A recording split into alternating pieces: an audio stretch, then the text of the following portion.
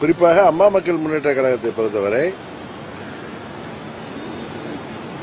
எங்கள் கூட்டணியின் தமிழ்நாடு தலைவர் திரு இபிஎஸ் அவர்களுடன் தொகுதிகள் பங்கீடு சம்பந்தமாக நாங்கெல்லாம் ஏற்கனவே தேசிய ஜனநாயக கூட்டணியில் இருக்கிறத உங்கள் மூலம் தமிழ்நாடு முதல்வருக்கு தெரிவித்துக் கொள்கிறேன். என்டிஏ ஆல் இண்டியா தலைமை யாருன்னா பிஜேபி. அதன் முக்கிய தலைவர் மாண்புமிகு உள்துறை அமைச்சர் அமித்ஷா அவர்களை நேற்று அண்ணன் இபிஎஸ் போய் சந்தித்து வந்திருக்காரு. எனக்கு இன்றைக்கு வர சொல்லிய அழைப்பு என்பது 4 நாளுக்கு முன்பே வந்த அழைப்பு.